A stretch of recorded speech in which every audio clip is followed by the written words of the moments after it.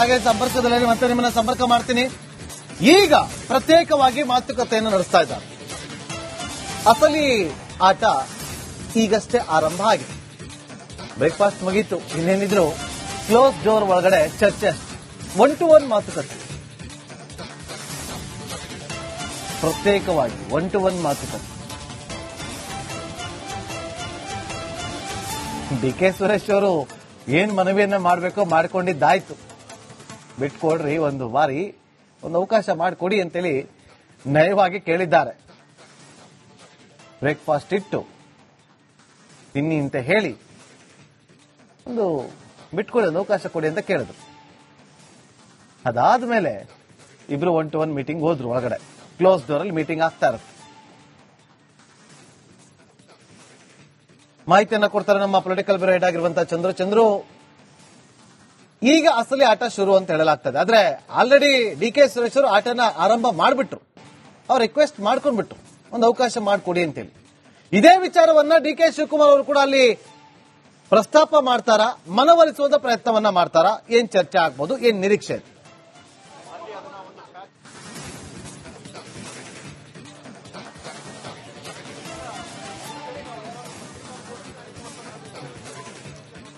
ನಾಗೇಂದ್ರ ಬಾಬು, ಖಂಡಿತವಲ್ಲ ಈಗಾಗಲೇ ಮನೆಗೆ ಬಂದಂತ ಸಿದ್ದರಾಮಯ್ಯ ಅವ್ರಿಗೆ ಕಾಲಿಗೆ ಬಿದ್ದು ನಮಸ್ಕಾರ ಕೂಡ ಮಾಡಿರ್ತಕ್ಕಂಥದ್ದು. ಅಂದ್ರೆ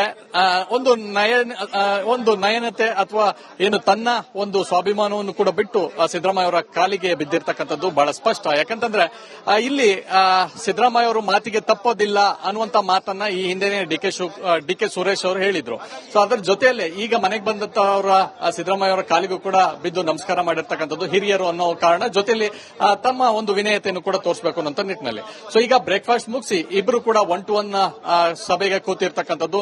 ಸೊ ಒಂದೇ ವಿಚಾರ, ಸೊ ನಾವು ಇಬ್ಬರು ಕೂಡ ಸಮಾನವಾಗಿ ಪಕ್ಷವನ್ನ ಅಧಿಕಾರ ತರಲಿಕ್ಕೆ ಇಬ್ಬರು ಕೂಡ ಶ್ರಮ ವಹಿಸಿದ್ದೇವೆ. ಸೊ ತಾವು ಈಗಾಗಲೇ 5 ವರ್ಷ ಕಳೆದ ಹಿಂದೆ 5 ವರ್ಷ ಸಿಎಂ ಆಗಿದ್ದೀರಿ. ಈಗ 2.5 ವರ್ಷಗಳ ಕಾಲ ತಾವು ಸಿಎಂ ಆಗಿ ತಮ್ಮ ಅವಧಿಯನ್ನ ಪೂರ್ಣಗೊಳಿಸಿದ್ದೀರಾ. ಉಳಿದ ಅವಧಿಯನ್ನಾದ್ರೂ ನನಗೆ ಬಿಟ್ಕೊಡಿ ಅನ್ನುವಂತ ಮನವಿಯನ್ನ ಕೂಡ ಈಗ ಡಿ.ಕೆ. ಶಿವಕುಮಾರ್ ಅವರು ಮಾಡ್ತಾ ಇರ್ತಕ್ಕಂಥದ್ದು. ಸೊ ಹೀಗಾಗಿ ಅದಕ್ಕೆ ಪುಷ್ಟಿ ನೀಡುವಂತೆ ಇಬ್ಬರೇ ಡಿ.ಕೆ. ಶಿವಕುಮಾರ್ ಅವರ ಮನೆಯಲ್ಲಿ ಅನೇಕರು ಇದ್ದರೂ ಕೂಡ ಕೇವಲ ಡಿ.ಕೆ. ಶಿವಕುಮಾರ್ ಮತ್ತು ಸಿದ್ದರಾಮಯ್ಯ ಅವರು ಇಬ್ಬರೇ ಕುಳಿತು ಪ್ರತ್ಯೇಕವಾಗಿ ಮಾತುಕತೆಯನ್ನ ಮಾಡ್ತಾ ಇರ್ತಕ್ಕಂಥದ್ದು. ಸೊ ಇಬ್ಬರು ಒಟ್ಟಾಗಿ ಹೋಗೋಣ, ಮುಂದೆ ಕೂಡ ತಮ್ಮ ಒಂದು ಎಲ್ಲಾ ರೀತಿಯಾದಂತ ತಮ್ಮಿಂದ ಮಾಹಿತಿಯನ್ನ ಪಡೆಯುವಂತದ್ದಾಗಿರ್ಬೋದು, ತಮ್ಮಿಂದ ಸಹಕಾರ ಪಡೆಯುವಂತದ್ದಾಗಿರ್ಬೋದು, ಎಲ್ಲವನ್ನೂ ಕೂಡ ತಮ್ಮನ್ನ ಬಿಟ್ಟು ನಾನು ಯಾವುದೇ ರೀತಿಯಾದಂತ ಮುಂದಕ್ಕೆ ಹೋಗೋದಿಲ್ಲ. ತಮ್ಮ ಒಂದು ಎಲ್ಲ ಮಾರ್ಗದರ್ಶನದೊಂದಿಗೆ ನಾನು ಮುಖ್ಯಮಂತ್ರಿಯಾಗಿ ಈ ರಾಜ್ಯವನ್ನ ಆಳ್ಬೇಕು ಅನ್ನುವಂತ ಎಲ್ಲಾ ರೀತಿಯಾದಂತ ಆಸೆ ಇದೆ. ಸೊ ಇದಕ್ಕೆ ತಾವು ಕೂಡ ಸಹಕಾರವನ್ನು ಕೊಡಬೇಕು ಅನ್ನುವಂತ ಒಂದಷ್ಟು ಮನವಿಯನ್ನು ಕೂಡ ಈಗ ಡಿ.ಕೆ. ಶಿವಕುಮಾರ್ ಅವರು ಸಿದ್ದರಾಮಯ್ಯ ಅವರ ಬಳಿ ಮನವಿಯನ್ನ ಮಾಡ್ತಾ ಇರ್ತಕ್ಕಂಥದ್ದು. ಸೊ ಹೀಗಾಗಿ ಸಿದ್ದರಾಮಯ್ಯನವರು ಕೂಡ ಈ ಬಗ್ಗೆ ಈಗಾಗಲೇ ಬಹಳ ಸ್ಪಷ್ಟಪಡಿಸಿದ್ರು. ಅಂದ್ರೆ ದೇವರಾಜ ಅರಸು ಅವರ ಒಂದಷ್ಟು ದಾಖಲೆಗಳೇನಿದ್ದಾವೆ, ಆ ದಾಖಲೆಯನ್ನ ಮುರಿಯುವಂತ ನಿಟ್ಟಿನಲ್ಲೂ ಕೂಡ ನಾನು ಒಂದಷ್ಟು ದಿನಗಳನ್ನ ಪೂರೈಸಬೇಕು. ಅದರ ಜೊತೆಗೆ ಮತ್ತೊಂದು ಬಜೆಟ್ ಅನ್ನು ಕೂಡ ಮಂಡನೆ ಮಾಡಿದ್ರೆ ಅದು ಕೂಡ ದಾಖಲೆಗೆ ಹೋಗುತ್ತೆ. ಸೊ ಹೀಗಾಗಿ ಅದಕ್ಕೆ ಅವಕಾಶ ಮಾಡಿಕೊಡಿ, ಆನಂತರ ಮುಂದೆ ಖಂಡಿತವಾಗ್ಲೂ ನೋಡೋಣ ಅನ್ನುವಂತ ಮಾತನ್ನು ಕೂಡ ಈಗಾಗಲೇ ಸಿದ್ದರಾಮಯ್ಯ ಅವರು ಕೂಡ ಸ್ಪಷ್ಟಪಡಿಸ್ತಿರ್ತಕ್ಕಂಥದ್ದು. ಸೊ ಹೀಗಾಗಿ ಈ ಎಲ್ಲಾ ಗೊಂದಲಗಳನ್ನು ನೋಡೋದಾದ್ರೆ, ಸೊ ಏನು ಮಾರ್ಚ್ಗೆ ಬಜೆಟ್ ಕೂಡ ಆಗುತ್ತೆ, ಆ ಬಜೆಟ್ ಆದ ಬಳಿಕ ಬಿಟ್ಕೊಡುವಂತ ಸಾಧ್ಯತೆಗಳು ಇದೆ ಅನ್ನುವಂಥದ್ದು ಕಾಂಗ್ರೆಸ್ ವಲಯದಲ್ಲೇ ಚರ್ಚೆ ಆಗ್ತಾ ಇರೋದ್ರಿಂದ ಏನೆಲ್ಲ ಮುಂದಿನ ದಿನಗಳಲ್ಲಿ ತೀರ್ಮಾನ ಮಾಡಬೇಕು ಅನ್ನೋಂಥದ್ದು ಇಬ್ಬರು ನಾಯಕರು ಕೂತು ಚರ್ಚೆಯ ತೀರ್ಮಾನವನ್ನು ಮಾಡಬೇಕು. ಇದರ ಜೊತೆಗೆ ಈಗಾಗಲೇ ಹೈಕಮಾಂಡ್ ಜೊತೆಯಲ್ಲಿ ಒಂದಷ್ಟು ಚರ್ಚೆಗಳನ್ನು ಕೂಡ ಮಾಡಿದ್ದಾರೆ. ಆ ಹೈಕಮಾಂಡ್ ನ ಸೂಚನೆ ಅಥವಾ ಮಾರ್ಗದರ್ಶನ ಏನೆಲ್ಲ ಇರುತ್ತೆ ಆ ಅಣತಿಯಂತೆ ನಾವಿಬ್ರು ಕೂಡ ನಡೆಯೋಣ ಅನ್ನುವಂಥದ್ದು ಕೂಡ ಈ ಒಂದು ಸಭೆಯಲ್ಲಿ ಕೂಡ ಚರ್ಚೆ ಆಗ್ತಾ ಇರ್ತಕ್ಕಂಥದ್ದು. ನಾಗೇಂದ್ರ ಬಾಬು, ಚಂದ್ರು, ಹಾಗಾದ್ರೆ ಈಗ ಒಂದು ಕಡೆ ಇಬ್ರು ಕೂಡ ಒಂದು ಸ್ಪಷ್ಟ ಸಂದೇಶವನ್ನು ಕೊಡ್ತಿದ್ದಾರೆ, ಅವರು ಮನವಿಯನ್ನ ಮಾಡಿಕೊಳ್ತಿದ್ದಾರೆ. ಈ ಕಡೆ ಬಡಿದಾಟಗಳಂತೂ ಇದ್ದೇ ಇರದೆ ಮಾತಿನ ಮೂಲಕವೇ ಬಾಣವನ್ನ ಬಿಡುವಂತ ಕೆಲಸಗಳಾಗ್ತಾ ಇದೆ. ಅಜಯ್ ಸಿಂಗ್ ಅವರ ಹೇಳಿಕೆಯನ್ನ ನಾವೀಗ ನೆನಪಿಸ್ಕೋಬೇಕಾಗುತ್ತೆ. ಅವ್ರು ಹೇಳ್ತಾರೆ, ಇಲ್ಲ ಬಿಟ್ಟು ಕೊಡ್ಲೇಬೇಕಲ್ವಾ ಅನ್ನುವ ಒಂದು ಉತ್ತರವನ್ನ, ಪ್ರಶ್ನೆಯನ್ನ ಕೂಡ, ಅಂದ್ರೆ ಮಾತುಗಳನ್ನ ಕೂಡ ಆಡ್ತಾರೆ. ಎಲ್ಲಾ ಬೆಳವಣಿಗೆಯನ್ನ ನೋಡ್ತಾ ಇದ್ರೆ ಅಂದುಕೊಂಡಿದ್ದನ್ನ ಸಾಧಿಸ್ತಾ ಇರೋದು ಯಾರಿಲ್ಲಿ?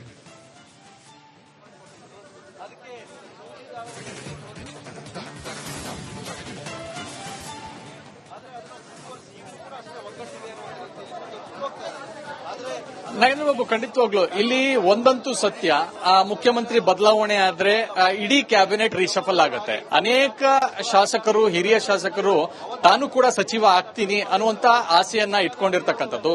ಇದೇ ಸಂದರ್ಭದಲ್ಲಿ ಏನು ಈ ಆಸೆಯನ್ನ ಈ ಮೂಲಕ ಇಂಗಿತ ವ್ಯಕ್ತಪಡಿಸಬಹುದು. ಒಂದು, ಮುಖ್ಯಮಂತ್ರಿಗಳ ಬದಲಾವಣೆ ಆದ್ರೆ ಈಗಿರ್ತಕ್ಕಂಥ 2.5 ವರ್ಷಗಳ ಕಾಲ ಮಾತ್ರ ಸಚಿವರ ಅವಧಿ ಅನ್ನುವಂಥದ್ದೇನಿದೆ ಅದು ಈಗ ಎಕ್ಸ್ಟೆಂಡ್ ಆಗಿದೆ. ಕಾರಣ ಅಂತಂದ್ರೆ ಸಿದ್ದರಾಮಯ್ಯನವರು ಬಿಟ್ಕೊಡದೇ ಇರೋದ್ರಿಂದ. ಸೊ ಹೀಗಾಗಿ ಡಿ ಕೆ ಶಿವಕುಮಾರ್ ಅವರು ಸಿಎಂ ಆದ್ರೆ ನಮಗೂ ಕೂಡ ಒಂದು ಅವಕಾಶ ಸಿಗುತ್ತೆ.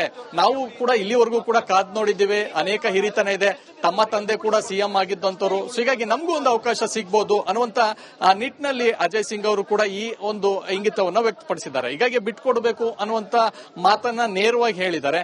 ಇದು ಕೇವಲ ಅಜಯ್ ಸಿಂಗ್ ಮಾತ್ರ ಅಲ್ಲ, ಅನೇಕರ ಬೇಡಿಕೆ ಆಗಿರ್ತಕ್ಕಂಥದ್ದು. ಸೊ ಹೀಗಾಗಿ ಈ ಬೇಡಿಕೆಯನ್ನ ಹೈಕಮಾಂಡ್ ಈಡೇರಿಸುತ್ತಾ ಅಥವಾ ಸಿದ್ದರಾಮಯ್ಯನವರು ಸ್ವತಃ ತಾವೇ ಬಿಟ್ಕೊಡ್ತಾರ?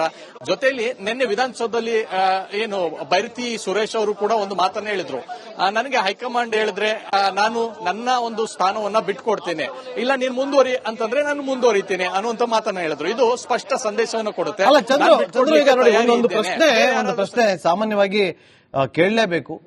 ಈಗ ಅಷ್ಟು ಸುಲಭನ? ಒಂದು ವೇಳೆ ಬಜೆಟ್ ಆದ್ಮೇಲೆ ಬಿಟ್ಟು ಕೊಡ್ತೀನಿ ಅಂತಂದ್ರೂ ಕೂಡ ಸಿದ್ದರಾಮಯ್ಯ ಅದಕ್ಕೆ ಒಪ್ಕೊಳ್ತಾರೆ. ಹಾಗೆ ಸಂಪರ್ಕದಲ್ಲಿ ಮತ್ತೆ ನಿಮ್ಮನ್ನ ಸಂಪರ್ಕ ಮಾಡ್ತೀನಿ. ಈಗ ಪ್ರತ್ಯೇಕವಾಗಿ ಮಾತುಕತೆಯನ್ನು ನಡೆಸ್ತಾ ಇದ್ದಾರೆ. ಅಸಲಿ ಆಟ ಈಗಷ್ಟೇ ಆರಂಭ ಆಗಿದೆ. ಬ್ರೇಕ್ಫಾಸ್ಟ್ ಮುಗೀತು, ಇನ್ನೇನಿದ್ರು ಕ್ಲೋಸ್ ಡೋರ್ ಒಳಗಡೆ ಚರ್ಚೆ, 1-to-1 ಮಾತುಕತೆ, ಪ್ರತ್ಯೇಕವಾಗಿ 1-to-1 ಮಾತುಕತೆ. ಡಿ ಕೆ ಸುರೇಶ್ ಅವರು ಏನ್ ಮನವಿಯನ್ನ ಮಾಡಬೇಕೋ ಮಾಡಿಕೊಂಡಿದ್ದಾಯ್ತು. ಬಿಟ್ಕೊಡ್ರಿ, ಒಂದು ಬಾರಿ ಒಂದು ಅವಕಾಶ ಮಾಡಿಕೊಡಿ ಅಂತೇಳಿ ನಯವಾಗಿ ಕೇಳಿದ್ದಾರೆ. ಬ್ರೇಕ್ಫಾಸ್ಟ್ ಇಟ್ಟು ತಿನ್ನಿ ಅಂತ ಹೇಳಿ ಒಂದು ಬಿಟ್ಕೊಡಿ, ಒಂದು ಅವಕಾಶ ಕೊಡಿ ಅಂತ ಕೇಳಿದ್ರು. ಅದಾದ್ಮೇಲೆ ಇಬ್ರು 1-to-1 ಮೀಟಿಂಗ್ ಹೋದ್ರು. ಒಳಗಡೆ ಕ್ಲೋಸ್ ಡೋರ್ ಅಲ್ಲಿ ಮೀಟಿಂಗ್ ಆಗ್ತಾ ಇರುತ್ತೆ. ಮಾಹಿತಿಯನ್ನ ಕೊಡ್ತಾರೆ ನಮ್ಮ ಪೊಲಿಟಿಕಲ್ ಬ್ಯೂರೋ ಹೆಡ್ ಆಗಿರುವಂತಹ ಚಂದ್ರು. ಈಗ ಅಸಲಿ ಆಟ ಶುರು ಅಂತ ಹೇಳಲಾಗ್ತದೆ. ಆದ್ರೆ ಆಲ್ರೆಡಿ ಡಿ ಕೆ ಸುರೇಶ್ ಅವರು ಆಟನ ಆರಂಭ ಮಾಡಿಬಿಟ್ರು. ಅವ್ರು ರಿಕ್ವೆಸ್ಟ್ ಮಾಡ್ಕೊಂಡ್ಬಿಟ್ರು, ಒಂದು ಅವಕಾಶ ಮಾಡಿಕೊಡಿ ಅಂತೇಳಿ. ಇದೇ ವಿಚಾರವನ್ನ ಡಿ ಕೆ ಶಿವಕುಮಾರ್ ಅವರು ಕೂಡ ಅಲ್ಲಿ ಪ್ರಸ್ತಾಪ ಮಾಡ್ತಾರಾ, ಮನವೊಲಿಸುವಂತ ಪ್ರಯತ್ನವನ್ನ ಮಾಡ್ತಾರಾ? ಏನ್ ಚರ್ಚೆ ಆಗ್ಬೋದು, ಏನ್ ನಿರೀಕ್ಷೆ ಇದೆ?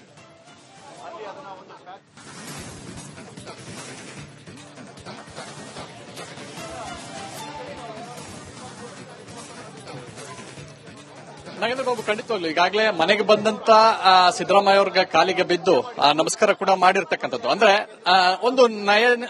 ಒಂದು ನಯನತೆ ಅಥವಾ ಏನು ತನ್ನ ಒಂದು ಸ್ವಾಭಿಮಾನವನ್ನು ಕೂಡ ಬಿಟ್ಟು ಸಿದ್ದರಾಮಯ್ಯ ಅವರ ಕಾಲಿಗೆ ಬಿದ್ದಿರ್ತಕ್ಕಂಥದ್ದು ಬಹಳ ಸ್ಪಷ್ಟ. ಯಾಕಂತಂದ್ರೆ ಇಲ್ಲಿ ಸಿದ್ದರಾಮಯ್ಯ ಅವರು ಮಾತಿಗೆ ತಪ್ಪೋದಿಲ್ಲ ಅನ್ನುವಂತ ಮಾತನ್ನ ಈ ಹಿಂದೆನೆ ಡಿ ಕೆ ಸುರೇಶ್ ಅವರು ಹೇಳಿದ್ರು. ಸೊ ಅದರ ಜೊತೆಯಲ್ಲೇ ಈಗ ಮನೆಗೆ ಬಂದಂತ ಅವರ ಸಿದ್ದರಾಮಯ್ಯ ಅವರ ಕಾಲಿಗೂ ಕೂಡ ಬಿದ್ದು ನಮಸ್ಕಾರ ಮಾಡಿರ್ತಕ್ಕಂಥದ್ದು ಹಿರಿಯರು ಅನ್ನೋ ಕಾರಣ, ಜೊತೆಯಲ್ಲಿ ತಮ್ಮ ಒಂದು ವಿನಯತೆಯನ್ನು ಕೂಡ ತೋರಿಸಬೇಕು ಅನ್ನೋ ನಿಟ್ಟಿನಲ್ಲಿ. ಸೊ ಈಗ ಬ್ರೇಕ್ಫಾಸ್ಟ್ ಮುಗಿಸಿ ಇಬ್ರು ಕೂಡ 1-to-1 ಸಭೆಗೆ ಕೂತಿರ್ತಕ್ಕಂಥದ್ದು. ಸೊ ಒಂದೇ ವಿಚಾರ, ಸೊ ನಾವು ಇಬ್ಬರು ಕೂಡ ಸಮಾನವಾಗಿ ಪಕ್ಷವನ್ನ ಅಧಿಕಾರ ತರಲಿಕ್ಕೆ ಇಬ್ಬರು ಕೂಡ ಶ್ರಮ ವಹಿಸಿದ್ದೇವೆ. ಸೊ ತಾವು ಈಗಾಗಲೇ 5 ವರ್ಷ ಕಳೆದ ಹಿಂದೆ 5 ವರ್ಷ ಸಿಎಂ ಆಗಿದ್ದೀರಿ. ಈಗ 2.5 ವರ್ಷಗಳ ಕಾಲ ತಾವು ಸಿಎಂ ಆಗಿ ತಮ್ಮ ಅವಧಿಯನ್ನ ಪೂರ್ಣಗೊಳಿಸಿದ್ದೀರಾ. ಉಳಿದ ಅವಧಿಯನ್ನಾದ್ರೂ ನನಗೆ ಬಿಟ್ಕೊಡಿ ಅನ್ನುವಂತ ಮನವಿಯನ್ನ ಕೂಡ ಈಗ ಡಿ ಕೆ ಶಿವಕುಮಾರ್ ಅವರು ಮಾಡ್ತಾ ಇರ್ತಕ್ಕಂಥದ್ದು. ಸೊ ಹೀಗಾಗಿ ಅದಕ್ಕೆ ಪುಷ್ಟಿ ನೀಡುವಂತೆ ಇಬ್ಬರೇ ಡಿ ಕೆ ಶಿವಕುಮಾರ್ ಅವರ ಮನೆಯಲ್ಲಿ ಅನೇಕರು ಇದ್ದರೂ ಕೂಡ ಕೇವಲ ಡಿ ಕೆ ಶಿವಕುಮಾರ್ ಮತ್ತು ಸಿದ್ದರಾಮಯ್ಯ ಅವರು ಇಬ್ಬರೇ ಕುಳಿತು ಪ್ರತ್ಯೇಕವಾಗಿ ಮಾತುಕತೆಯನ್ನ ಮಾಡ್ತಾ ಇರ್ತಕ್ಕಂಥದ್ದು. ಸೊ ಇಬ್ಬರು ಒಟ್ಟಾಗಿ ಹೋಗೋಣ, ಮುಂದೆ ಕೂಡ ತಮ್ಮ ಒಂದು ಎಲ್ಲಾ ರೀತಿಯಾದಂತ ತಮ್ಮಿಂದ ಮಾಹಿತಿಯನ್ನ ಪಡೆಯುವಂತದ್ದಾಗಿರ್ಬೋದು, ತಮ್ಮಿಂದ ಸಹಕಾರ ಪಡೆಯುವಂತದ್ದಾಗಿರ್ಬೋದು, ಎಲ್ಲವನ್ನು ಕೂಡ ತಮ್ಮನ್ನ ಬಿಟ್ಟು ನಾನು ಯಾವುದೇ ರೀತಿಯಾದಂತ ಮುಂದಕ್ಕೆ ಹೋಗೋದಿಲ್ಲ. ತಮ್ಮ ಒಂದು ಎಲ್ಲ ಮಾರ್ಗದರ್ಶನದೊಂದಿಗೆ ನಾನು ಮುಖ್ಯಮಂತ್ರಿಯಾಗಿ ಈ ರಾಜ್ಯವನ್ನ ಆಳ್ಬೇಕು ಅನ್ನುವಂತ ಎಲ್ಲಾ ರೀತಿಯಾದಂತ ಆಸೆ ಇದೆ. ಸೊ ಇದಕ್ಕೆ ತಾವು ಕೂಡ ಸಹಕಾರವನ್ನು ಕೊಡಬೇಕು ಅನ್ನುವಂತ ಒಂದಷ್ಟು ಮನವಿಯನ್ನು ಕೂಡ ಈಗ ಡಿ ಕೆ ಶಿವಕುಮಾರ್ ಅವರು ಸಿದ್ದರಾಮಯ್ಯ ಅವರ ಬಳಿ ಮನವಿಯನ್ನ ಮಾಡ್ತಾ ಇರ್ತಕ್ಕಂಥದ್ದು. ಸೊ ಹೀಗಾಗಿ ಸಿದ್ದರಾಮಯ್ಯನವರು ಕೂಡ ಈ ಬಗ್ಗೆ ಈಗಾಗಲೇ ಬಹಳ ಸ್ಪಷ್ಟಪಡಿಸಿದ್ರು. ಅಂದ್ರೆ ದೇವರಾಜ ಅರಸು ಅವರ ಒಂದಷ್ಟು ದಾಖಲೆಗಳೇನಿದ್ದಾವೆ ಆ ದಾಖಲೆಯನ್ನ ಮುರಿಯುವಂತ ನಿಟ್ಟಿನಲ್ಲೂ ಕೂಡ ನಾನು ಒಂದಷ್ಟು ದಿನಗಳನ್ನ ಪೂರೈಸಬೇಕು. ಅದರ ಜೊತೆಗೆ ಮತ್ತೊಂದು ಬಜೆಟ್ ಅನ್ನು ಕೂಡ ಮಂಡನೆ ಮಾಡಿದ್ರೆ ಅದು ಕೂಡ ದಾಖಲೆಗೆ ಹೋಗುತ್ತೆ. ಸೊ ಹೀಗಾಗಿ ಅದಕ್ಕೆ ಅವಕಾಶ ಮಾಡಿಕೊಡಿ, ಆನಂತರ ಮುಂದೆ ಖಂಡಿತವಾಗ್ಲೂ ನೋಡೋಣ ಅನ್ನುವಂತ ಮಾತನ್ನು ಕೂಡ ಈಗಾಗಲೇ ಸಿದ್ದರಾಮಯ್ಯ ಅವರು ಕೂಡ ಸ್ಪಷ್ಟಪಡಿಸ್ತಿರ್ತಕ್ಕಂಥದ್ದು. ಸೊ ಹೀಗಾಗಿ ಈ ಎಲ್ಲಾ ಗೊಂದಲಗಳನ್ನು ನೋಡೋದಾದ್ರೆ ಸೊ ಏನು ಮಾರ್ಚ್ಗೆ ಬಜೆಟ್ ಕೂಡ ಆಗುತ್ತೆ, ಆ ಬಜೆಟ್ ಆದ ಬಳಿಕ ಬಿಟ್ಕೊಡುವಂತ ಸಾಧ್ಯತೆಗಳು ಇದೆ ಅನ್ನುವಂಥದ್ದು ಕಾಂಗ್ರೆಸ್ ವಲಯದಲ್ಲೇ ಚರ್ಚೆ ಆಗ್ತಾ ಇರೋದ್ರಿಂದ ಏನೆಲ್ಲ ಮುಂದಿನ ದಿನಗಳಲ್ಲಿ ತೀರ್ಮಾನ ಮಾಡಬೇಕು ಅನ್ನೋಂಥದ್ದು ಇಬ್ಬರು ನಾಯಕರು ಕೂತು ಚರ್ಚೆಯ ತೀರ್ಮಾನವನ್ನು ಮಾಡಬೇಕು. ಇದರ ಜೊತೆಗೆ ಈಗಾಗಲೇ ಹೈಕಮಾಂಡ್ ಜೊತೆಯಲ್ಲಿ ಒಂದಷ್ಟು ಚರ್ಚೆಗಳನ್ನು ಕೂಡ ಮಾಡಿದ್ದಾರೆ. ಆ ಹೈಕಮಾಂಡ್ ನ ಸೂಚನೆ ಅಥವಾ ಮಾರ್ಗದರ್ಶನ ಏನೆಲ್ಲ ಇರುತ್ತೆ ಆ ಅಣತಿಯಂತೆ ನಾವಿಬ್ರು ಕೂಡ ನಡೆಯೋಣ ಅನ್ನುವಂಥದ್ದು ಕೂಡ ಈ ಒಂದು ಸಭೆಯಲ್ಲಿ ಕೂಡ ಚರ್ಚೆ ಆಗ್ತಾ ಇರ್ತಕ್ಕಂಥದ್ದು. ನಾಗೇಂದ್ರ ಬಾಬು. ಚಂದ್ರು, ಹಾಗಾದ್ರೆ ಈಗ ಒಂದು ಕಡೆ ಇಬ್ರು ಕೂಡ ಒಂದು ಸ್ಪಷ್ಟ ಸಂದೇಶವನ್ನು ಕೊಡ್ತಿದ್ದಾರೆ, ಅವರು ಮನವಿಯನ್ನ ಮಾಡಿಕೊಳ್ತಿದ್ದಾರೆ. ಈ ಕಡೆ ಬಡಿದಾಟಗಳಂತೂ ಇದ್ದೇ ಇರದೆ ಮಾತಿನ ಮೂಲಕವೇ ಬಾಣವನ್ನ ಬಿಡುವಂತ ಕೆಲಸಗಳಾಗ್ತಾ ಇದೆ. ಅಜಯ್ ಸಿಂಗ್ ಅವರ ಹೇಳಿಕೆಯನ್ನ ನಾವೀಗ ನೆನಪಿಸ್ಕೋಬೇಕಾಗುತ್ತೆ. ಅವ್ರು ಹೇಳ್ತಾರೆ ಇಲ್ಲ ಬಿಟ್ಟು ಕೊಡ್ಲೇಬೇಕಲ್ವಾ ಅನ್ನುವ ಒಂದು ಉತ್ತರವನ್ನ ಪ್ರಶ್ನೆಯನ್ನ ಕೂಡ ಅಂದ್ರೆ ಮಾತುಗಳನ್ನ ಕೂಡ ಆಡ್ತಾರೆ. ಈ ಎಲ್ಲಾ ಬೆಳವಣಿಗೆಯನ್ನ ನೋಡ್ತಾ ಇದ್ರೆ ಅಂದುಕೊಂಡಿದ್ದನ್ನ ಸಾಧಿಸ್ತಾ ಇರೋದು ಯಾರಿಲ್ಲಿ?